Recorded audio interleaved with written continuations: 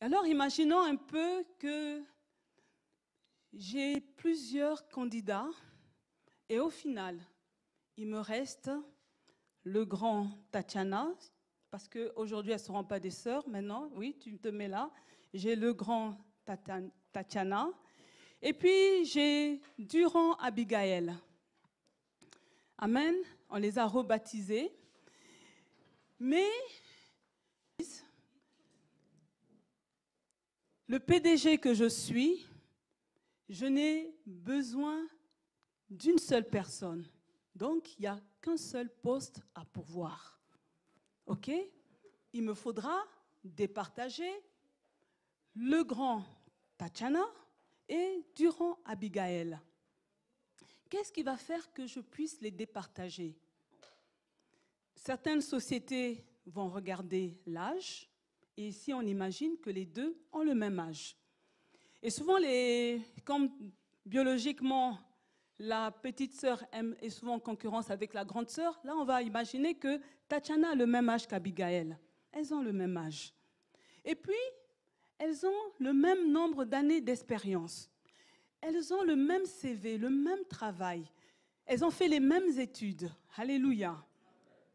Finalement, qu'est-ce qui va faire que je préfère engager Tatiana au lieu d'Abigail? Est-ce que quelqu'un a une idée? Qu'est-ce qui va faire? Qu'est-ce qui va motiver mon choix? Il y a le caractère, tout à fait. Quoi encore? Pardon?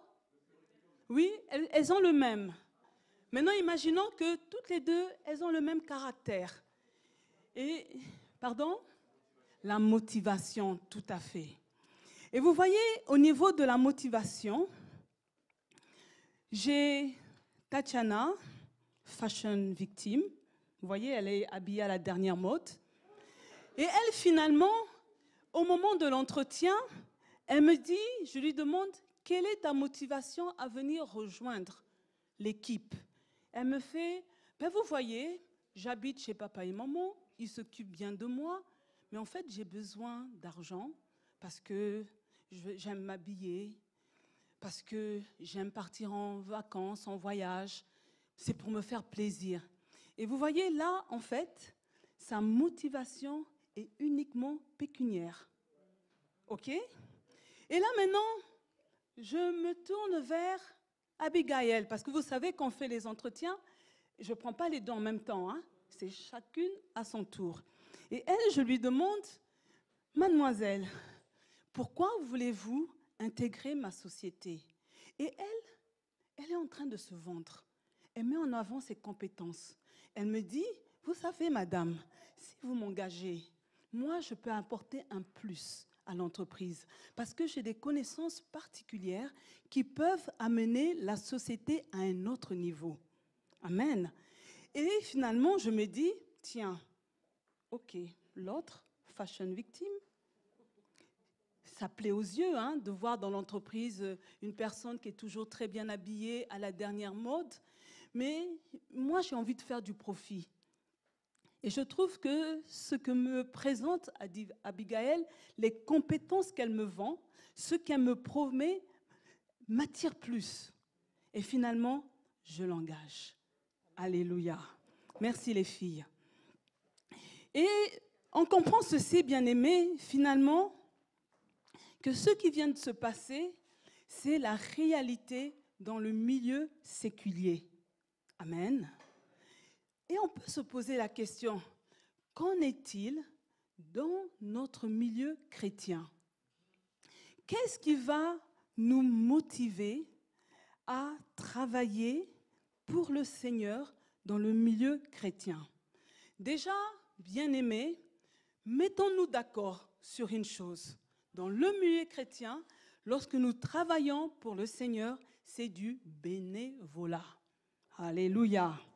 Quand on travaille à l'église, bien-aimés, on ne doit pas rechercher des intérêts personnels. On ne doit pas s'attendre à recevoir un salaire. Vous me direz que oui, certaines églises, parce qu'elles ont une certaine taille, elles ont une certaine richesse, des fois, on emploie des salariés. mais retenant au final que c'est du bénévolat.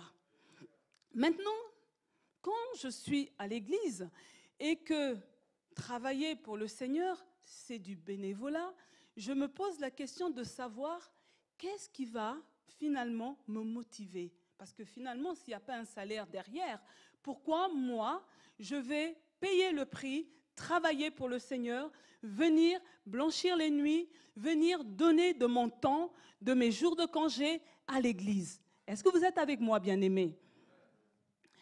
Et l'une des choses importantes, bien-aimés, qui doit nous motiver à travailler pour lui, c'est parce que nous voulons servir Dieu. L'une de notre motivation doit être servir Dieu. Que nous dit 1 Thessaloniciens 1, verset 9? Car on raconte à notre sujet quel accès nous avons eu auprès de vous et comment vous vous êtes convertis à Dieu en abandonnant les idoles pour servir le Dieu vrai et vivant et vrai. Alléluia. Ici, on comprend, lorsque j'accepte le Seigneur comme mon Sauveur et Seigneur, je me détourne de ma vaine manière de vivre et là, j'ai la motivation de le servir. Cela revient à dire, bien-aimés, que nous tous, nous devons être motivés à servir Dieu, comme ont été ces gens de Thessalonique. Lorsqu'ils ont reçu l'Évangile, ils se sont convertis, ils ont abandonné leurs idoles pour servir Dieu. Ça doit être notre première motivation. Alléluia. La deuxième motivation, bien-aimés, c'est que nous devons édifier l'Église par nos talents et nos dons. Que nous dit 1 Corinthiens 14, 12 ? De même vous, puisque vous aspirez aux dons spirituels, que ce soit pour l'édification de l'Église, que vous recherchez à en posséder abondamment. L'autre motivation, c'est parce que je veux édifier l'Église. Je reçois des dons, je reçois des talents. Ce n'est pas pour les garder jalousement pour nous. C'est pour en faire profiter aux frères et sœurs. Et c'est ça qui doit nous motiver à venir travailler à l'Église.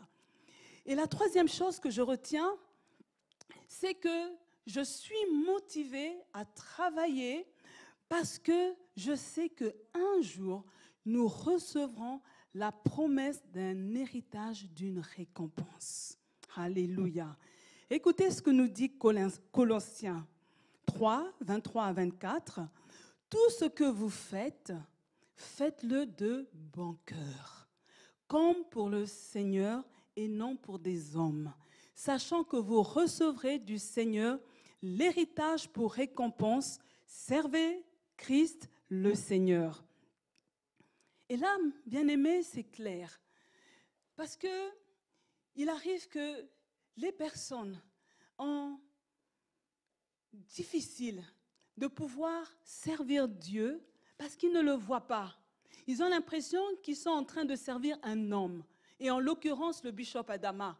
Ils ne comprennent pas en fait que lorsque je sers le bishop, je deviens le serviteur du bishop, mais en fait, je le fais pour Dieu. Et en retour, je reçois une récompense. C'est pourquoi, bien-aimés, tout ce que nous faisons dans la maison de Dieu, nous devons le faire de bon cœur.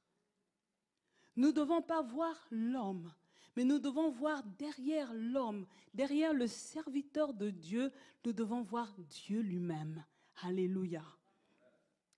On peut se poser la question, mais ok, mais finalement, puisque le grand Tatiana, durant Abigail, c'est Abigail qui signe le contrat, parce qu'elle va bien travailler, sa récompense sera un bon salaire, mais nous, enfants de Dieu, quand je travaille bien, qu'est-ce que je vais recevoir? Oui, une récompense, mais comment Dieu finalement fait pour nous attribuer ces récompenses? Alléluia. Et alors pour répondre à cette question, je vais vous demander de vous lever et nous allons ouvrir nos Bibles dans Matthieu 20, 1 à 16. Et nous allons lire ensemble. Alléluia. Car le royaume des cieux est semblable à un maître de maison qui sortit dès le matin afin de louer des ouvriers pour sa vigne. Il convint avec eux d'un denier par jour et il les envoya à sa vigne. Il sortit, 3e heure, et il en vint d'autres qui étaient sur la place sans rien faire. Il leur dit, « Allez aussi à ma vigne, et je vous donnerai ce qui est raisonnable. » Et ils y allèrent. Il sortit de nouveau vers la 6e heure, et vers la 9e de même. Étant sorti vers la 11e heure, il en trouva d'autres qui étaient sur la place, et il leur dit, « Pourquoi vous tenez-vous ici toute la journée sans rien faire ?» Ils lui répondirent, « C'est que personne ne nous a loués. Allez aussi à ma vigne, leur dit-il. » Quand le soir fut venu, le maître de la vigne dit à son intendant, « Appelle les ouvriers et paie-leur le salaire en allant des derniers aux premiers. » Ceux de la 11e heure vinrent et reçurent chacun un denier. Les premiers vinrent ensuite, croyant recevoir davantage, mais ils reçurent aussi un denier. En le recevant, ils murmurèrent contre le maître de la maison et dirent, « Ces derniers n'ont travaillé qu'1 heure, et tu les traites à l'égal de nous, qui avons supporté la fatigue du jour et la chaleur. » Il répondit à l'un d'eux, « Mon ami, je ne te fais pas tort. N'es-tu pas convenu avec moi d'un denier? Prends ce qui te revient et va-t'en. Je veux donner à ce dernier autant qu'à toi. Ne m'est-il pas permis de faire de mon bien que je veux? Ou vois-tu de mauvais œil que je sois bon? Ainsi, les derniers seront les premiers. » Alléluia. Et les premiers seront les derniers. Amen. Et la parabole était la méthode d'enseignement de Jésus. Et vous pouvez le vérifier dans Marc 4, 33. Par cette méthode, Jésus abordait des sujets complexes et en les rendant simples. N'oublions pas que son auditoire de l'époque était beaucoup de gens sans instruction. Amen. Et vous voyez que la parabole, c'est l'histoire de la vie ordinaire pour illustrer une idée forte. Et cette parabole est la suite d'une question que Pierre a posée à Jésus. Et cette question, nous la lisons dans Matthieu 19, donc le chapitre d'avant, 27. Et voici ce que Pierre, prenant la parole, lui dit. « Voici, nous avons tout quitté et nous t'avons suivi. Qu'en sera-t-il de nous ?» Vous voyez, la parabole a commencé avec la conjonction de coordination « car » qui introduit une explication quand on arrive au chapitre 20. Et on comprend en fait, quand on arrive à ce chapitre 20, le verset 1 commence par « car », ça veut dire que c'est l'explication de ce qui précède. Alléluia. Et là, lorsque Jésus il répond, en premier lieu, Jésus donne à Pierre la réponse que l'une des récompenses qu'il va recevoir, c'est l'héritage de la vie éternelle. Et par la suite, Jésus passe par la parabole parce qu'il veut ouvrir les yeux de l'auditoire. Amen. Pierre est intéressé de connaître les récompenses qui lui seront attribuées suite à son engagement à suivre Jésus. Amen. Et on comprend là, en fait, qu'à un moment donné de notre vie chrétienne, on peut marquer une pause et se dire, Seigneur, tout ce temps que je prends pour toi, qu'est-ce que je vais avoir en retour? Amen. En dépit de recevoir la bonne santé, de recevoir le mariage, des enfants, des maisons, tout cela, c'est une bonne chose, comme vous avez entendu à la prédication de ce matin. Mais là, on se dit, j'ai envie d'être rassuré par ce que tu vas me donner. Alléluia. Et nous devons comprendre que les récompenses sont attribuées par Dieu. Mais ces récompenses sont attribuées selon les normes divines. Alléluia. En ce stade, nous devons savoir, bien-aimés, que les normes divines sont diamétralement opposées aux normes humaines. Cela revient à dire que Dieu n'est pas carré comme nous les humains, où chaque fois on a 1 plus 1 font 2. Dieu ne fonctionne pas comme ça. Il arrive que 1 plus 1 fasse 1. N'est-ce pas, bien-aimé? Quand on se marie, un homme plus une femme, finalement, ça fait seulement un être humain. Alléluia. C'est la raison pour laquelle il est nécessaire de recevoir la révélation sur l'attribution des récompenses. Alléluia. Et je pense que pour parvenir à cette révélation, nous avons 3 choses à faire. La première chose, il est important de comprendre l'appel. La deuxième chose, il est important de comprendre les différents types de récompenses qui existent. Et la troisième chose, nous devons comprendre la nature de Dieu. Alléluia. En un, pour parvenir à la révélation sur l'attribution des récompenses, nous devons comprendre l'appel.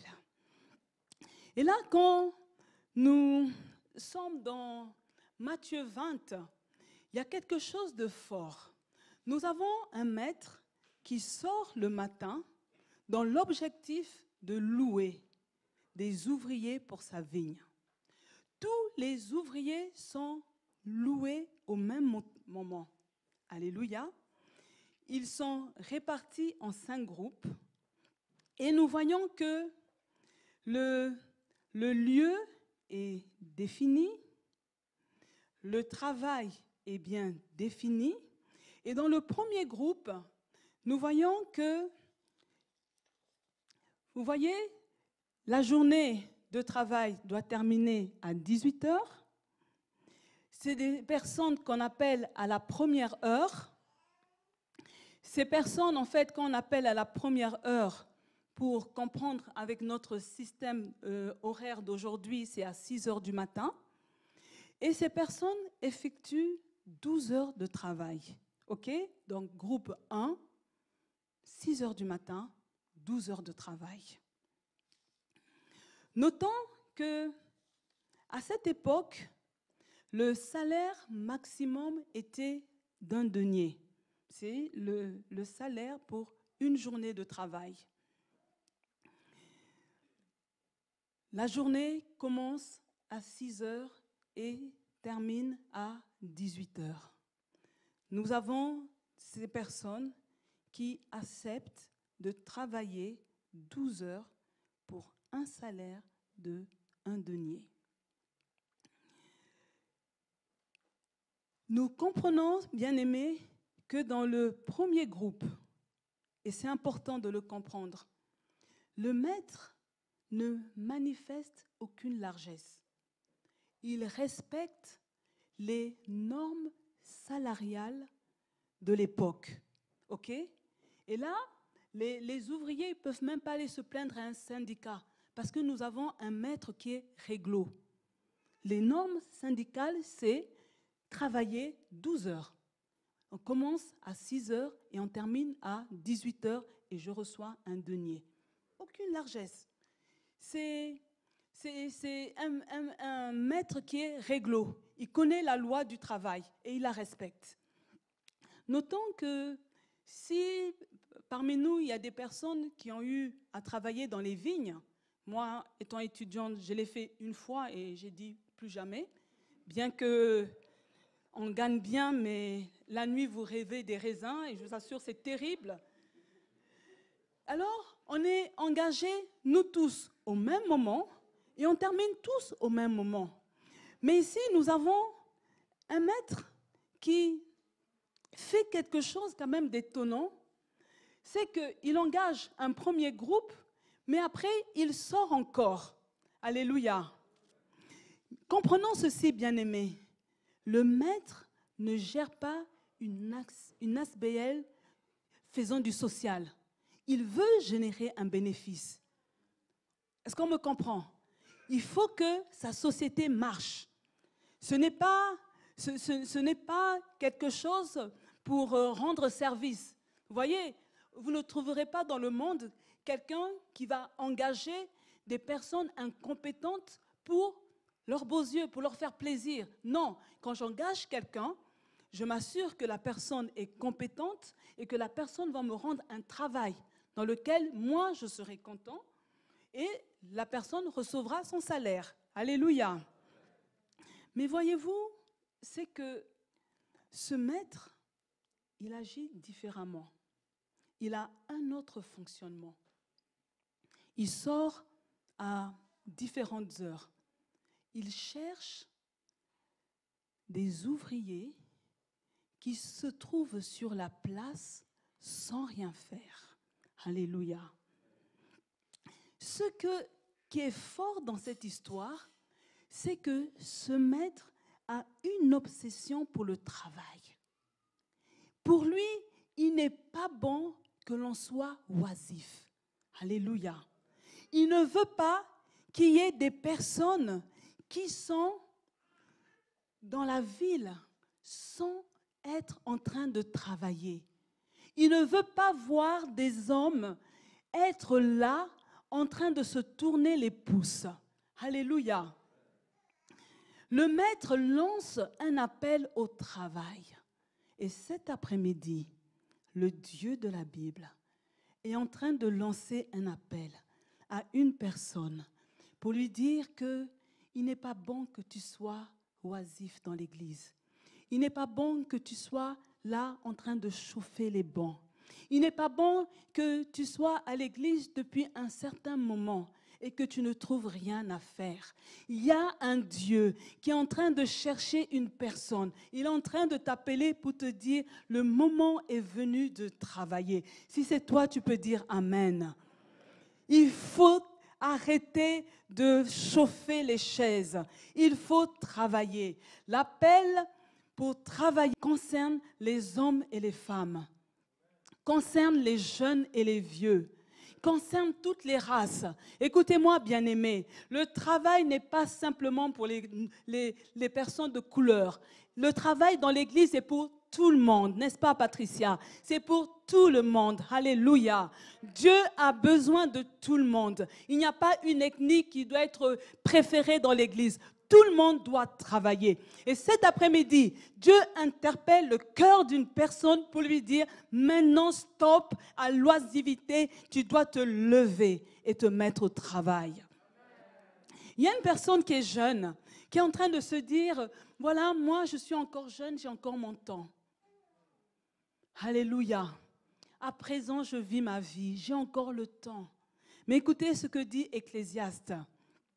Mais souviens-toi, 12:1, mais souviens-toi de ton Créateur pendant les jours de ta jeunesse, avant que les jours mauvais n'arrivent et que les années s'approchent où tu diras, je n'y prends point de plaisir. Écoutez-moi, bien-aimés, c'est quand on est encore tout jeune, on a toute la force, qu'on a du plaisir à servir Dieu.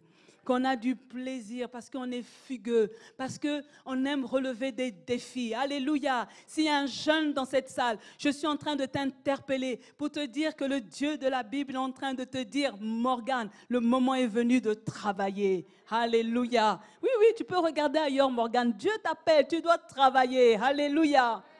Et voilà, nous avons une personne d'un certain âge qui est en train de dire, voilà, maintenant moi je suis trop vieille, je suis vieux. Mon temps est passé, j'ai déjà assez fait. On n'a plus besoin de moi. Voilà, je suis larguée par toutes ces nouvelles technologies. En fait, moi, je laisse la place aux petits jeunes. Alléluia. Non, c'est archi faux, bien-aimé. C'est archi faux. Il n'y a pas un âge pour servir Dieu. Dieu a besoin de tout le monde. Que nous dit le psaume 92, 92, 12 à 14 ? Les justes croissent comme le palmier, ils s'élèvent comme le cèdre du Liban, plantés dans la maison de l'Éternel, ils prospèrent dans les parvis de notre Dieu, ils portent encore des fruits dans la vieillesse, ils sont pleins de sève et verdoyants. S'il y a une personne qui se dit vieille, je suis en train de dire que Dieu est capable de te faire encore porter du fruit. Je viens te dire cet après-midi qu'il est encore possible de porter la parole de Dieu. Il est encore possible de œuvrer pour Dieu parce qu'il te donne une sève et tu es verdoyant. Et Ésaïe 46, 4 nous dit « Jusqu'à votre vieillesse, je serai le même. » Dieu ne change pas avec les années qui passent. Alléluia. Dieu ne va pas changer parce que toi, tu prends de l'âge. Dieu ne prend pas d'âge. Alléluia. Il dit encore « Jusqu'à votre vieillesse, je vous soutiendrai. » Alléluia. Oui, tu as servi Dieu alors que tu avais 20 ans. Aujourd'hui, tu en as 30, 40, 50, 60. Dieu a dit qu'il va continuer de te soutenir. Il a dit qu'il va encore te porter et il sera toujours avec toi. Écoutez-moi, ma deuxième partie est le Burkina Faso. En 2018, je me trouve à Ouaga. Et je vais visiter le vieux prophète, âgé de plus de 100 ans. Et là, on finit la prière, on passe aux civilités, et il raccompagne vers la voiture, et on passe devant une parcelle, et il est en train de me dire, voilà, je suis en train de reconstruire l'église.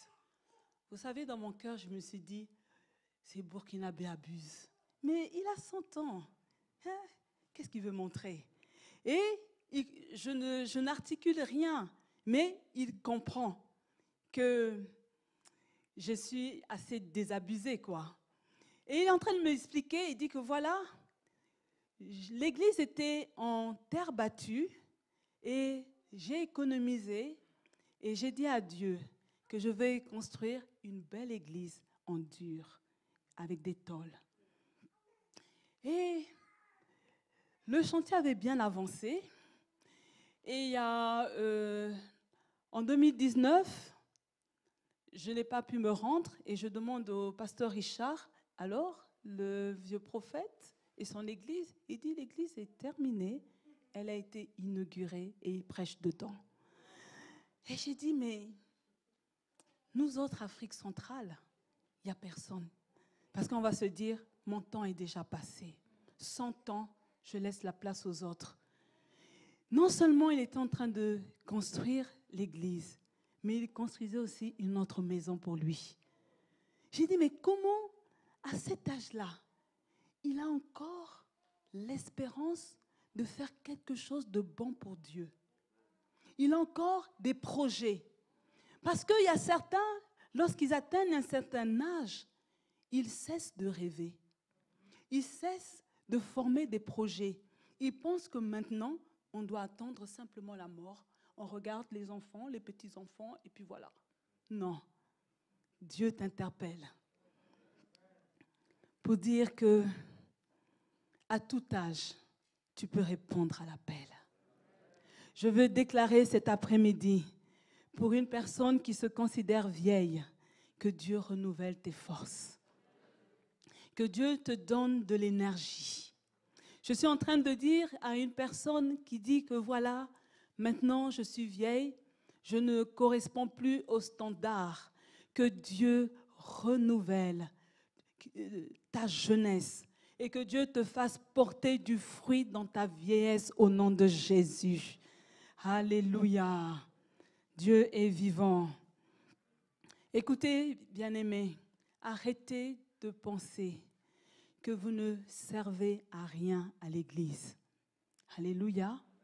Arrêtez de penser que vous ne pouvez pas gagner une âme parce que vous êtes incapable de parler un français de Molière. Non, même si tu parles un français petit nègre, il y a des personnes que tu pourras toucher avec la simplicité de tes mots, avec les fautes grammaticales que tu feras. Il y a des personnes qui seront touchées, bluffées par le message. Parce que vous savez, bien-aimés, ce n'est pensée qui touche les cœurs. Ce n'est pas nos diplômes qui vont toucher ou transformer le cœur d'une personne. Ce n'est pas ça. Ce qui touche et qui amène la transformation, c'est l'action du Saint-Esprit. Alléluia. C'est le Saint-Esprit qui œuvre. Alléluia. C'est pourquoi j'aime ma sœur Tabitha. Elle va vous dire que, voilà, moi le français, je ne suis pas à l'aise. Et je l'encourage. Je dis, même si tu fais des fautes grammaticales, des fautes impensables en français, parce que tu es lusophone à la base, mais ton message passe. Parce que tu mets tout ton cœur. Alléluia. Alors, pas d'excuses, bien-aimés. Dieu t'appelle à travailler. Alléluia. Analysons les 4 autres groupes. Voyez-vous, Pedro, tu peux venir. Là, tu vas tenir ça comme ça pour que les gens, c'est plus synthétique. Alors, nous avons 4 autres groupes. Le groupe 2, le maître sort encore. Et c'est la 3e heure qui correspond à 9 heures du matin. Et il engage des personnes pour finir qui ne travailleront que 9 heures. Nous nous rappelons que le travail commence à 6 heures et termine à 18 heures. Et là, à 9 heures du matin, il embauche des nouvelles personnes. Le même maître, il ressort pour engager un 3e groupe. Ceux-là vont commencer à 12 heures et ils ne travailleront que 6 heures. Et nous avons le groupe 4, le maître sort à 15 heures. Et donc là, les personnes auront travaillé que 3 heures. Et un maître exceptionnel, à 1 heure de la fin du service, il prend encore le risque d'engager un 5e groupe. Alléluia. Et on remarque, bien-aimés, que les heures se succèdent. Mais le maître n'arrête pas d'appeler des ouvriers à venir travailler. Alléluia. Si le maître, chaque fois, sort pour appeler des nouvelles personnes, c'est parce qu'il y a de la place. Alléluia. Je suis en train de dire à une personne qu'il y a encore de la place dans l'Église pour répondre à l'appel. Il y a encore de la place pour travailler. Il y a de la place pour tout le monde à El Shaddai. Alléluia. Il y a de la place. Dieu ne s'arrête pas avec les ouvriers de la première heure. Les ouvriers de la première heure peuvent représenter les personnes qui sont arrivées parmi les premiers, les anciens. Alléluia. Les anciens fidèles de l'Église, c'est eux les ouvriers de la première heure. Dieu ne s'arrête pas avec vous. Vous êtes arrivés les premiers, mais chaque fois, Dieu va au dehors. Il appelle de nouvelles personnes pour venir. Bien-aimés, pouvons-nous applaudir les ouvriers de la première heure? Oui, applaudissons. Ceux qui sont dans l'église depuis le début de El Shaddai. Vous pouvez pousser des cris de joie pour ces personnes. Alléluia. Alléluia. Merci pour votre fidélité à l'église. Ces hommes, ces femmes sont là depuis le début. Ils totalisent plusieurs années dans l'église. Ils connaissent l'histoire de l'église. Alléluia. Ils ont la maîtrise des enseignements. Ils savent les différents visiteurs, les orateurs qui sont passés à l'église. Alléluia. Ils n'ont pas peur de se mettre au travail. Alléluia. On peut compter sur eux parce qu'ils sont fidèles. Alléluia. Et eux, ils travaillent jusqu'à la fin parce qu'ils aiment l'église. Ils sont un soutien pour le bishop. Alléluia. Est-ce qu'on peut encore les applaudir? Alléluia. Il faut les encourager. Je vous dis merci pour vos sacrifices. Merci pour les prix que vous avez payés. Alléluia. Vous savez, les ouvriers de la première heure de El Shaddai, ils savent qu'avant rue Dominique Land, il y a eu rue de Strasbourg. Ils savent qu'à la rue de Strasbourg, il y avait la moquette. Ils savent que certains jours, on arrivait, on trouvait des seringues. Il fallait avoir du courage pour nettoyer tous les dégâts que faisaient les drogués. Vous arrivez dans un lieu, quartier résidentiel, on ne fait pas de bruit, tout est beau, mais ils ont été dans les quartiers de la gare, où il y a la prostitution, où il y a les drogués. Non, que Dieu bénisse les ouvriers de la première heure. Alléluia.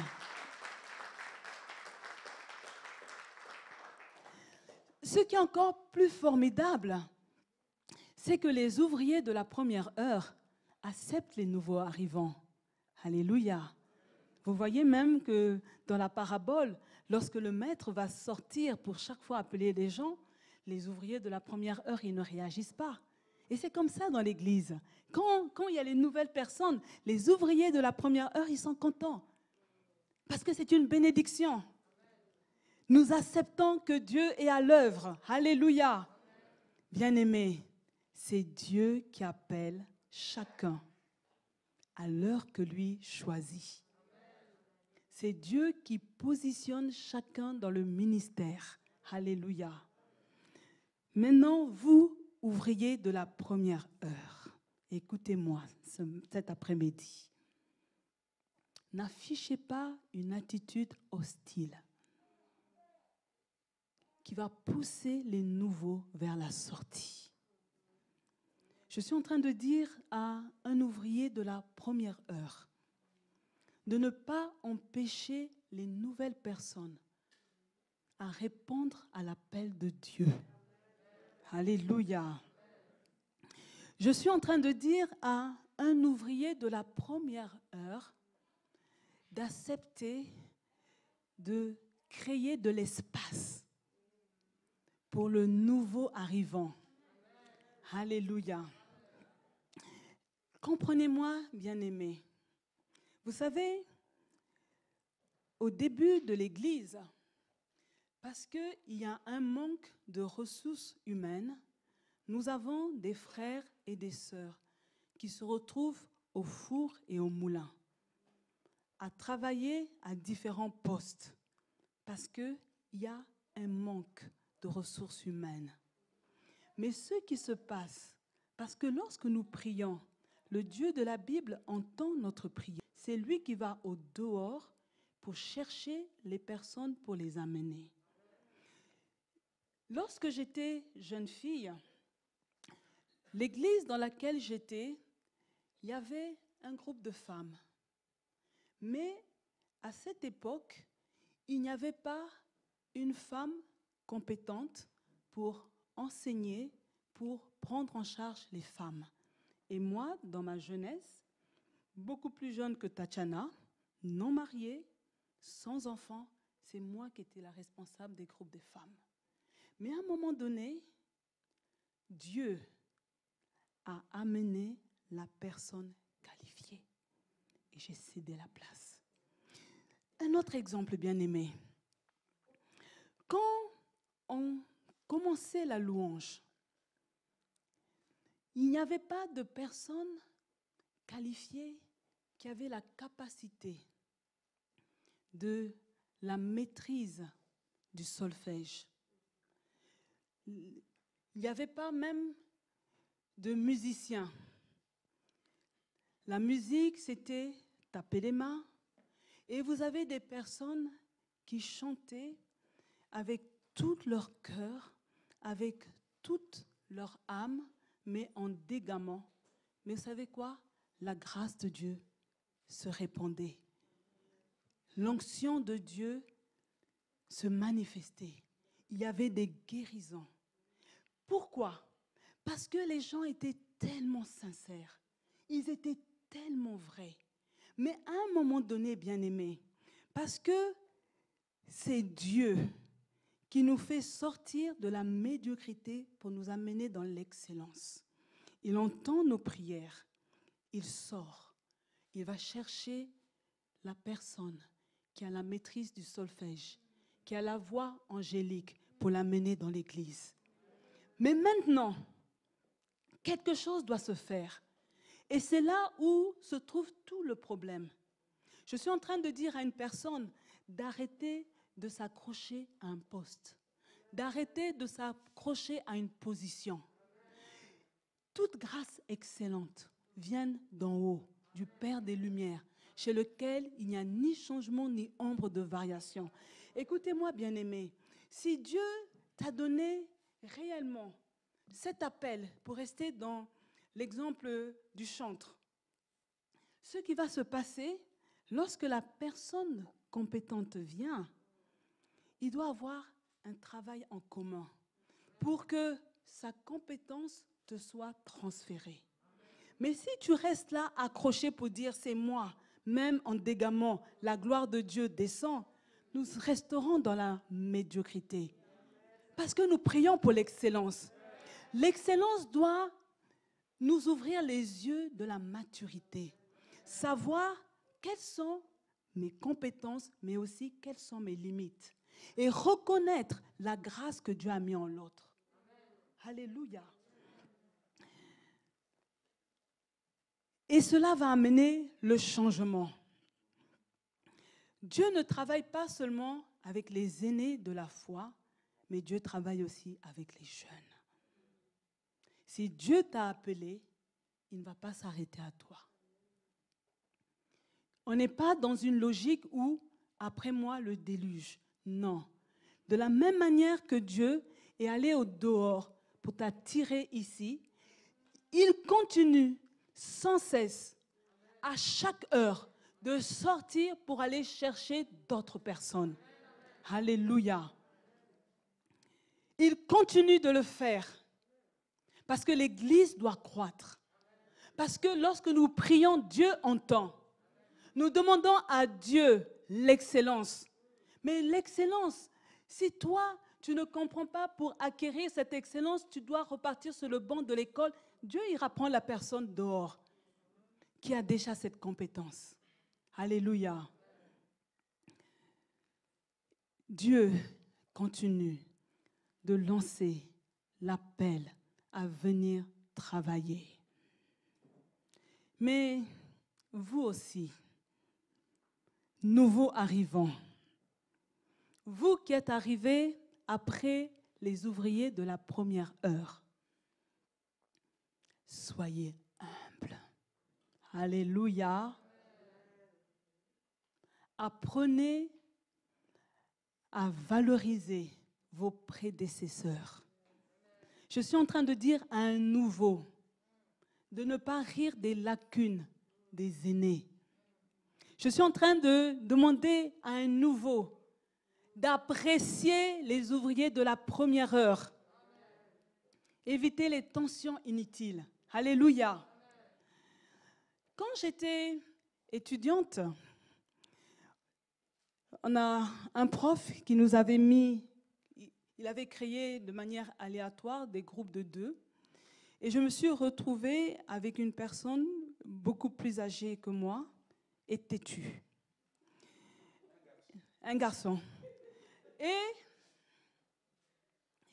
j'étais parmi les brillantes. Et on nous demande de de préparer quelque chose en statistique, je lui dis, non, ce n'est pas cette démarche qu'il faut faire. Mais il s'entête. Et moi, je prends une feuille, je suis en train de faire, et la prof passe. Elle voit que lui qui tape sur l'ordi, ce qui va être rendu est archi faux. Et elle regarde ce que je fais sur le papier et elle me dit, mais pourquoi tu ne lui dis pas? Moi, je lui dis, je lui ai dit, il n'écoute pas. Alors elle me répond, elle dit, tu vois, tu as la compétence, mais il te manque l'autorité. Et deux fois, vous, ouvriers, après la première heure, vous avez la compétence, mais vous n'avez pas deux fois l'autorité. Vous savez, l'ancien, il connaît les gens. C'est pourquoi vous avez tout à gagner de collaborer. L'ouvrier de la première heure a la maîtrise de certaines choses que toi, tu ne connais pas. L'ouvrier de la première heure, il connaît l'histoire. Il connaît des événements qui se sont passés. Il sait gérer les gens. Il sait gérer certains caractères. Mais toi, tu viens novice et tu mets les pieds dans les plats. L'ancien va t'éviter certaines boulettes. C'est pourquoi, nouveau arrivant, ne mettez pas de côté l'ancien que vous trouvez, qu'il soit votre coéquipier, qu'il soit votre conseiller. Alléluia. Et on peut, vous savez, on peut avoir la compétence, mais si il vous manque la gestion des relations humaines, le groupe ne va pas fonctionner. Parce que n'est pas le leader qui le veut. Alléluia. J'aime dire aux gens, le respect ne s'impose pas, il se mérite. Tu peux avoir toutes tes bonnes compétences, toutes tes bonnes qualités, mais si tu n'arrives pas à faire que le groupe soit avec toi, il n'y a rien qui va fonctionner. C'est pourquoi, bien-aimés, anciens et nouveaux, on n'est pas en compétition. Nous devons œuvrer ensemble, travailler la main pour la main, dans la main, parce que nous avons tous un seul patron qui nous a appelés, mais à des heures différentes. Ce n'est pas parce qu'il t'a appelé en premier que tu es plus que l'autre. Ce n'est pas parce qu'on t'a appelé après que tu es moins que l'autre. Alléluia. Que Dieu bénisse le travail de chaque personne dans l'Église. Nous devons comprendre que c'est Dieu qui nous appelle à travailler. Alors, que la jalousie soit bannie de nos cœurs. Alléluia. Que la jalousie soit bannie, bien-aimés. C'est Dieu qui donne les grâces à qui il veut, comme il veut. Alléluia. Apprécions le travail bien fait. Tu sais que quand toi tu te lèves, ça ne roule pas. Cède la place à la personne qui sait bien le faire. Vous savez, ce que j'ai aimé, quand j'ai cédé la place à la dame qui devait maintenant reprendre le groupe des femmes, j'espérais qu'on me mette au garage, mais non. Mais au moins 2 fois dans l'année, on me donnait l'honneur de venir entretenir les femmes. Parce que, vous savez, je fais partie de l'histoire. Je suis en train de dire à un ouvrier de la première heure, même si c'est un nouveau qui a pris la place, l'histoire est là. On ne peut pas changer l'histoire. Tu seras toujours là. Parce que lorsqu'on va parler de l'historique, on dira qu'il y a eu une année, c'était telle personne qui était à la tête. Amen. La première chose pour parvenir à la révélation sur l'attribution des récompenses, c'est comprendre l'appel. C'est Dieu qui appelle. Et il nous appelle à des heures différentes. Et cet appel, quelle que soit l'heure, ne fait pas des uns des personnes moins importantes que les autres. aux yeux de Dieu, nous avons la même valeur. Amen. La deuxième chose que nous devons comprendre, bien-aimés, c'est qu'il y a différents types de récompenses. Alléluia.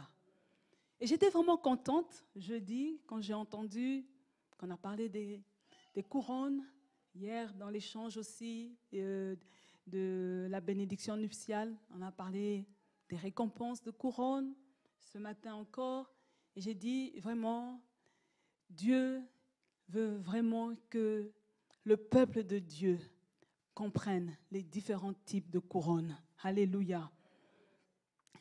Vous voyez, tous les ouvriers qui ont été appelés à travailler ont reçu une récompense. Cela veut dire, bien-aimés, tout ce que nous faisons pour le Seigneur n'est pas vain. Alléluia. Il n'y a rien qui est vain aux yeux de Dieu. 1 Corinthiens 15, 58 nous dit « Ainsi, mes frères bien-aimés, soyez fermes, inébranlables, travaillant de mieux en mieux à l'œuvre du Seigneur, sachant que votre travail ne sera pas vain dans le Seigneur. » Cela veut dire quoi, bien-aimés? Je suis à un poste, je travaille. Il faut que ceux qui m'observent réalisent une progression. Amen. Ce n'est pas normal que j'occupe un poste et que ce soit linéaire, que depuis Mathusalem jusqu'à aujourd'hui, on ne sent pas de progression. C'est toujours les mêmes versets qu'on dit, c'est toujours la même chose. Non. Paul nous réveille pour nous dire que je dois travailler de mieux en mieux. Ça veut dire qu'il doit y avoir une progression dans le travail que je suis en train de fournir pour Dieu. Si à telle époque j'étais au niveau A, il faut que les gens remarquent qu'il y a un changement. Elle vient de quelque part, mais il y a un plus qui s'est ajouté. Il y a quelque chose, un plus qui s'est ajouté. On est en train de croître, une exponentielle. Alléluia. Le travail de chacun sera jugé. Le résultat en sera l'attribution ou le manque de récompense. Et vous lirez ça dans 1 Corinthiens 3, 14. Les chrétiens recevront des récompenses sous forme de couronne. Alléluia. Il y a 5 couronnes magnifiques qui seront données aux chrétiens comme récompense. La première couronne, c'est la couronne de justice. Que nous dit 2 Timothée 4, 8 ? Désormais, la couronne de justice m'est réservée. Le Seigneur, le juste juge, me donnera dans ce jour-là, et non seulement à moi, mais encore à tous ceux qui ont aimé son avènement. Paul parle du fruit des œuvres accomplies. L'auteur de l'Épître aux Hébreux déclare que Dieu n'est pas injuste pour oublier notre travail. Alléluia.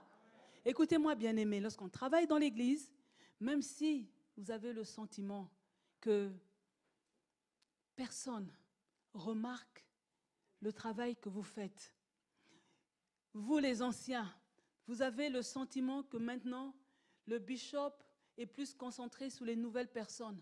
On commence à dire maintenant je compte pour du beurre. Écoutez-moi, c'est Dieu qui apprécie le travail. C'est lui qui va te donner cette couronne de justice. Alléluia. La deuxième couronne, c'est la couronne incorruptible. 1 Corinthiens 9, 25 nous dit « Tous ceux qui combattent s'imposent toute espèce d'abstinence et ils le font pour obtenir une couronne corruptible, mais nous faisons-le pour une couronne incorruptible. Nous hériterons d'une couronne indestructible et incorruptible, car rien ne pourra l'endommager au ciel. » N'est-ce pas merveilleux, bien-aimés? Il y a une troisième couronne, c'est la couronne de vie. Jacques 1,12 nous dit « Heureux l'homme qui supporte patiemment la tentation, car après avoir été éprouvé, il recevra la couronne de vie que le Seigneur a promis à ceux qui l'aiment. » Et on voit qu'en acceptant le Fils de Dieu, en acceptant de le suivre, on accède à la vie éternelle. Il y a une couronne de gloire, alléluia.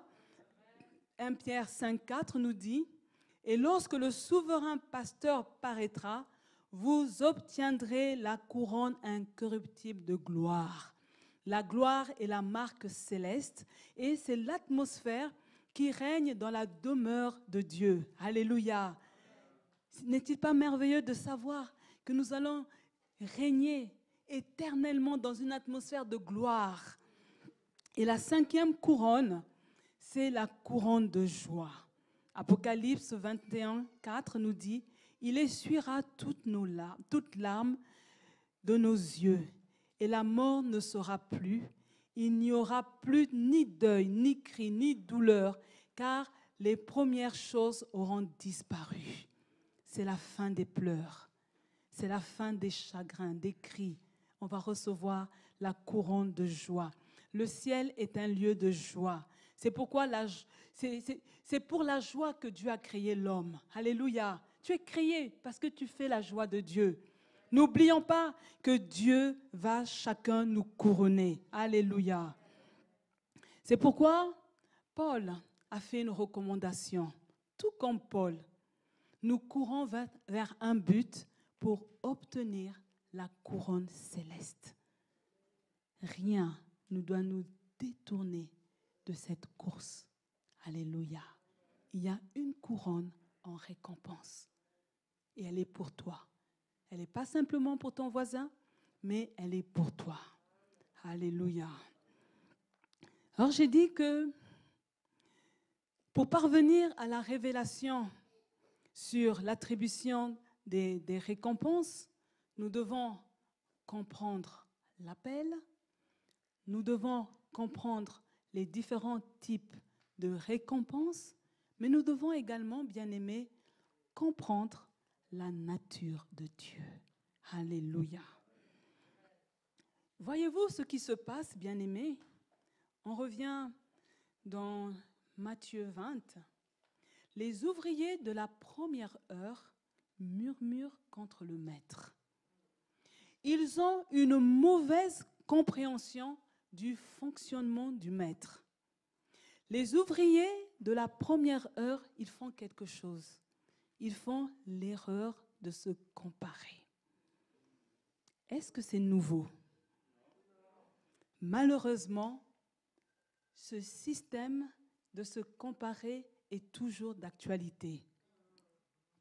Certains ouvriers de la première heure sont animés d'un esprit de comparaison. Et cet esprit de comparaison est un poison ministériel. On en sort toujours blessé. Alléluia. On en sort toujours meurtri. Parce qu'on estime que je dois avoir plus de mérite que le nouveau arrivant. Peut-être que ton frère a quelque chose. Mais écoute-moi, bien-aimé, toi aussi, tu as reçu quelque chose de Dieu. Je ne sais pas si on me comprend cet après-midi.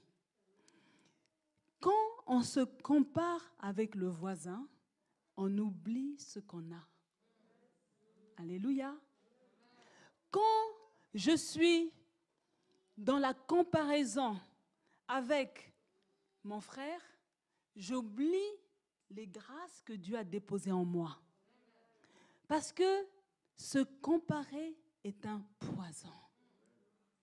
Mais Dieu veut que tu commences d'abord à te focaliser sur toi et à te poser la question, est-ce qu'il y a quelque chose que les autres admirent en moi?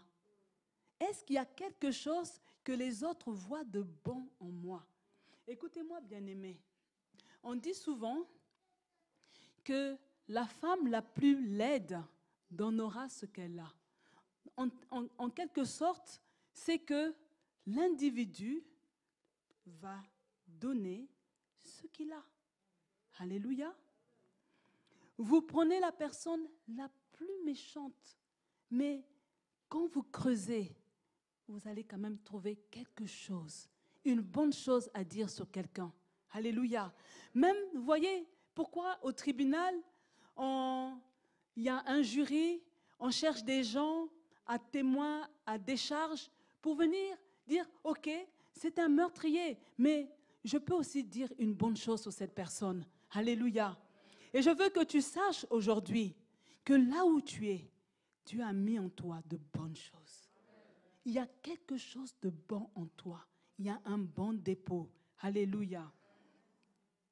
La comparaison a conduit les ouvriers de la première heure à murmurer. Et vous voyez, dans nos églises, quand les gens murmurent, souvent c'est quoi?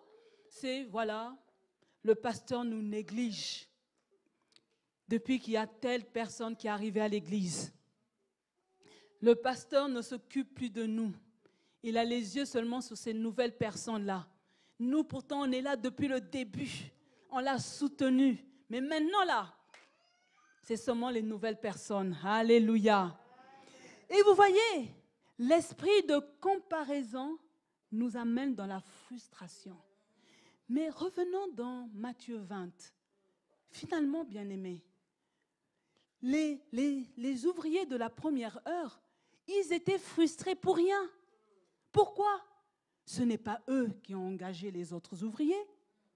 Ils n'étaient pas au courant des clauses du contrat. Pourquoi tu es frustré? Alléluia. Donc, comprenez, bien-aimés, en présence ou en absence des autres ouvriers, leur récompense n'allait pas changer. Si le maître n'avait pas engagé d'autres personnes, ils allaient recevoir seulement un denier. Qu'il ait engagé d'autres personnes et qu'on leur donne un denier, ils devaient être contents. Alléluia. C'est la même chose pour nous, bien-aimés. Vous voyez ce qui se passe?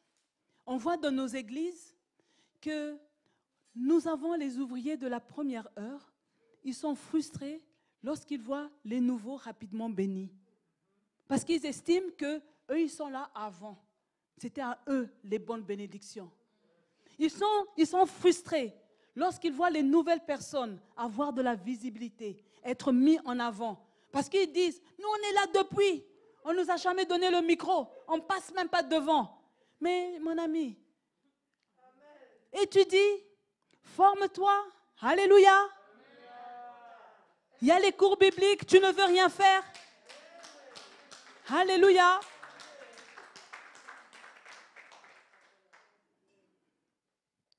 Certains ouvriers de la première heure ont un sentiment de supériorité vis-à-vis des nouveaux arrivants.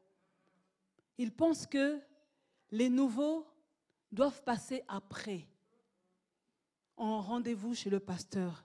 Ils doivent être toujours les premiers. Ce sont les ayants droit. Les autres, ils doivent payer les prix. Non, bien-aimés, ce n'est pas biblique. Remarquons ceci, bien-aimés. Les ouvriers des autres groupes, ceux qui viennent après la première heure, ils ont accepté de travailler sans convenir d'un salaire. Ils ont accepté de s'abandonner au bon vouloir du maître. Alléluia. Et là, je voudrais ouvrir les yeux à une personne. Tu es là dans ton cœur, tu murmures, tu es en train de bouder pour dire maintenant, je ne fais plus rien dans l'église parce que je me sens trop négligée. Mais tu ne sais pas quel est le cœur, le prix, ce que fait les nouveaux arrivants. Peut-être toi, tu es trop exigeant vis-à-vis du pasteur. Peut-être que tu manques de patience. Quand tu appelles, il doit être là tout de suite à l'heure près. Mais peut-être les nouvelles personnes, elles disent non, pasteur, ne te déplace pas, c'est moi qui vais arriver. Et toi, tu dis, comment? Il a déjà été reçu, son problème est déjà arrangé. Alléluia. Toi, tu es là dans l'église depuis des années. Tu as entendu tous les enseignements. Tu as une maîtrise parfaite de tous les prophètes qui sont venus dans ces lieux. Mais tu ne sais pas que Dieu aussi se réjouit de l'alliance qu'on fait avec la semence. Alléluia. Souvent, les ouvriers de la première heure, vous vous êtes tellement habitués au bishop qui devient un ami. Vous ne voyez plus en lui le saint homme de Dieu. On est habitué, on a l'habitude de manger. Il est tellement sympa, on rigole avec lui. Et comme on ne voit plus le saint homme de Dieu, on ne peut rien recevoir. La nouvelle personne voit d'abord le saint homme de Dieu. Son cœur est disposé. Son esprit n'est pas alourdi par les ondits. Il est libre dans sa pensée. Quand il y a la prière, il est connecté dans la foi. Le miracle arrive. Alors pourquoi tu es frustré? Alléluia. Bien-aimés, les ouvriers de la première heure ont oublié que c'est le maître qui attribue les récompenses, pas en fonction du mérite, mais par sa seule volonté. Examinons rapidement le bon côté des autres ouvriers, les nouveaux arrivants. Vous voyez, ils ont répondu favorablement à l'appel. Ils ne se sont pas tracassés. L'appel a été lancé, ils se sont jetés à l'eau. Amen. Souvent, les anciens, quand il y a l'appel, on commence à cogiter. Eux, ils se jettent à l'eau. On va relever le défi. Ils font confiance. Alléluia. Ils ont confiance face à la récompense. Alléluia. Ils travaillent aussi jusqu'à la fin. Et je pense qu'ils étaient reconnaissants, car ils n'avaient pas travaillé une journée entière. Ils sont reconnaissants pour la générosité. Et deux fois, les anciens pensent que c'est un devoir qu'on leur cède le micro. C'est un devoir qu'on te mette en avant. Et vous allez voir que les nouveaux, ils apprécient et ils sont reconnaissants parce qu'ils savent que c'est une grâce. Et la chose encore plus importante, c'est que les nouveaux arrivants, ils n'ont pas murmuré. En fait, ils n'ont pas réagi face aux murmures des premiers. Vous voyez, ils ont réagi violemment en disant « Pourquoi tu leur donnes comme nous? Alors ceci. » Et c'est pour ça que je dis à un nouveau, sois comme ces ouvriers qui viennent après la première heure. Ils savent fermer leurs oreilles aux critiques des nouveaux. Ces critiques, ils sont là juste pour vous décourager. Ils disent que non, moi je suis venu ici, je veux travailler. On veut te décourager. Je te demande de fermer tes oreilles. Alléluia. De ne pas réagir. Alléluia. De ne pas réagir comme un de mes fils en disant de quoi je me mêle. Non. Dieu appelle. C'est Dieu qui nous amène à El Shaddai, selon l'ordre, la position que lui a décidé. Tu es arrivé en 2007, gloire à Dieu. Tu es arrivé en 2010, gloire à Dieu. Tu es arrivé en 2020, tu n'es pas moins que la personne qui est arrivée en 2007. Alléluia. Bien-aimés, nous sommes sauvés par grâce et non par les œuvres. C'est pourquoi nous devons considérer, pour pouvoir faire le travail de Dieu, nous devons considérer sa nature, sa justice, sa fidélité, sa souveraineté, son jugement. Que nous dit sa justice? Voyez-vous, le verset 13 de Matthieu 20 nous dit « Mon ami, je ne te fais pas tort. » Écoutez-moi, Dieu dit à un ouvrier de la première heure, je ne te fais pas du tort. Dieu ne veut pas blesser une personne. Dieu, il veut traiter les ouvriers avec justice. Amen. Et là, souvent, les ouvriers dans notre histoire ont oublié qu'ils avaient passé un accord avec le maître. Amen. Et le maître a respecté l'accord. Et je suis en train de dire à une personne, tu es là avec Dieu depuis toutes ces années, il n'y a jamais personne qui t'a empêché de travailler. Travaille, passe des accords avec Dieu et Dieu va respecter l'accord. Alléluia. Notre Dieu est juste et dans sa justice, nous bénéficions de sa miséricorde. Alléluia. Vous savez, à l'époque, j'ai vu, je ne suis pas surprise de voir le niveau que Tatiana a atteint dans le chant. Les parents ont investi des cours privés avec un professeur de chant. Alléluia. Il y a un investissement derrière. Vous la voyez là, non, ça ne tombe pas du ciel. Il y a un travail derrière. Alléluia. Et peut-être que Dieu t'a donné l'âme d'un chantre, l'âme d'une soliste. Mais pour le moment, ta voix ne s'accorde pas. Paye le prix. Mais on paye le prix dans le secret. Alléluia. C'est dans le secret. C'est ce qu'on fait dans l'ombre qui va porter du fruit. Alléluia. Mais toi, parce que quand tu lis la Bible, tu commences à connaître des versets, il faut déjà que ce soit la pub. Non, dans le secret. Alléluia. Sa fidélité, que nous dit le verset 13-14. N'es-tu pas convenu avec moi d'un denier? Prends ce qui te revient, va-t'en. Le maître donne ce qu'il a promis. Et vous pourrez écouter le message de ce matin. Dieu tient toujours ses promesses. Alléluia. Il tient ses promesses. Alléluia. Sa souveraineté. Verset 15a. Ne m'est-il pas permis de faire de mon bien ce que je veux?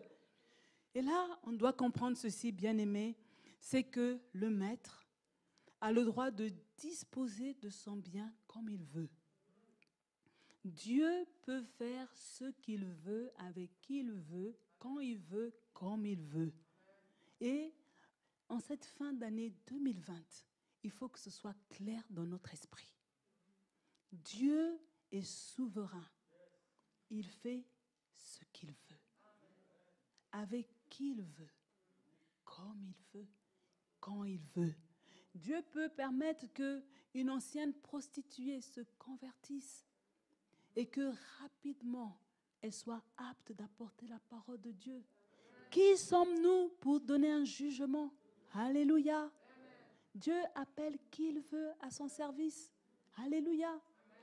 Il peut appeler les gens à la dernière minute, comme ceux qu'on appelle à la première minute, mais aux yeux de Dieu, nous avons la même valeur.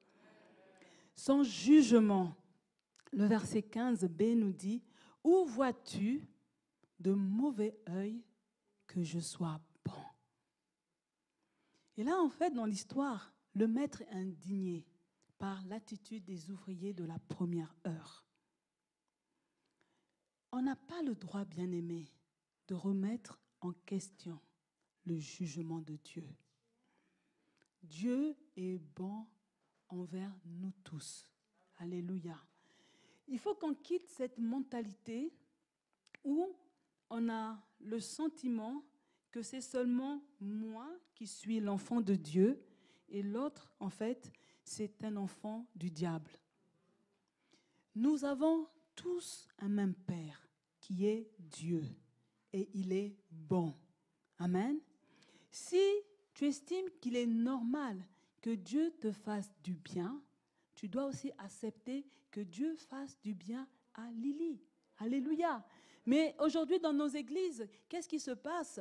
Quand on voit que Dieu fait enfanter une femme de 55 ans, les gens se fâchent en disant, mais c'est quoi ça aussi? Hein? Moi, je suis là 25 ans, je n'ai pas encore le mari. Moi, je suis là depuis dans l'église toute ma jeunesse. Je me suis mariée vierge et j'ai rien. Je souffre. Alléluia. Dieu est bon. Alléluia. Dieu est bon envers les ouvriers de la première heure et il est bon envers les nouveaux arrivants. Pour comprendre la nature de Dieu, bien-aimés, nous devons la découvrir. dans la méditation de la parole de Dieu. Et c'est pourquoi, semaine après semaine, on donne des livres de la Bible pour la lecture. Parce qu'on va découvrir qui est Dieu, son fonctionnement. Et là, on sort du système de comparaison. On n'est pas frustré. Alléluia. Vous avez des enfants qui estiment que moi, parce que je suis enfant de pasteur, moi, parce que je suis enfant de serviteur, j'ai droit à tout de la part de Dieu. Alléluia. Dieu est bon envers tout le monde. Et là, pour conclure, bien-aimés, nous disons que nous étions tous pécheurs, perdus, loin de Dieu. Cependant, un jour, sa grâce nous a localisés. C'est Dieu qui vient chercher les ouvriers à son heure. Alléluia. Au moment que lui décide. Amen. Dieu ne nous appelle pas tous au même moment. Alléluia. Et on doit le comprendre. Mais il nous appelle tous à travailler. Alléluia. Et c'est lui seul qui attribue les récompenses. Mais parce que c'est lui qui décide d'attribuer les récompenses, il a le droit d'inverser l'attribution des récompenses. Il a le droit, dans son amour, de commencer par le dernier et de terminer par le premier. Et nous savons qu'il a manifesté sa grâce, qui est une source de salut pour tous les hommes. Alléluia. Voilà ce que fait Dieu. Voilà ce que Dieu fait avec une personne en cette fin d'année 2020. Il ne faut pas rentrer en 2021 avec les mêmes coquilles. Dieu nous interpelle à abandonner toutes ces béquilles, à abandonner toutes ces coquilles qui viennent bloquer notre ciel, qui viennent fermer nos bénédictions. Alléluia. Dieu nous aime tous. Nous sommes tous importants aux yeux de Dieu. Alléluia. On va s'élever, bien-aimés, et nous allons déclarer. Alléluia. Cet après-midi, je déclare que la grâce de Dieu te localise au nom de Jésus. Oui, cet après-midi, je suis en train de déclarer pour une personne que Dieu ramène dans ta vie toutes les bénédictions qui ont été volées, toutes les bénédictions, les unes après les autres, que toutes les bénédictions te soient restituées dans le nom puissant de Jésus. Je suis en train de dire pour une personne que Dieu t'attribue des récompenses. Oui, je veux que tu reçoives des couronnes au nom puissant de Jésus. Je suis en train de déclarer cet après-midi que Dieu te fasse exceller en cette fin d'année 2020. Entre dans ton excellence au nom de Jésus. Oui, j'appelle que le Dieu de la Bible suscite un bienfaiteur sur ton chemin. Que le Dieu de la Bible multiplie tes finances au nom de Jésus. Je suis en train de demander pour une personne. Oui, c'est toi cet après-midi. Que Dieu t'accorde une bonne santé. Alléluia. Que Dieu te rassasie de longs jours. Oui, je déclare que 2021 soit meilleur que 2020. Que Dieu visite ta famille en 2021. Là où tu es, tu peux élever ta voix. Parle au Dieu de la Bible. Il est là cet après-midi. Il veut entendre le son de ta voix. Même au milieu du bruit, il distingue ta voix. Même au milieu du bruit, il distingue ta voix. Il distingue ta voix. Il veut recevoir favorablement chacune de tes paroles. Parle-lui, parle-lui. La grâce est là pour te localiser. Les bénédictions vont être restituées au nom de Jésus. Oui, les récompenses sont pour toi, c'est certain. L'excellence, il a libéré au nom de Jésus. Oui, je suis en train de dire qu'il y a des bienfaiteurs. Les chemins sont ouverts pour toi au nom de Jésus. Les finances ne sont plus un problème. La bonne santé t'est réservée. Oui, oui, tu ne mourras pas, tu ne mourras pas, tu vivras, tu raconteras les merveilles de Dieu. Sois béni, que 2021 va être une année de joie, une année qui va te faire oublier la détresse que tu as vue en 2020. Le changement est là, mais ce que Dieu veut encore plus, Dieu veut l'unité entre les ouvriers de la première heure et les nouveaux arrivants. Il veut que nous soyons unis dans un même esprit. Que Dieu bénisse sa parole.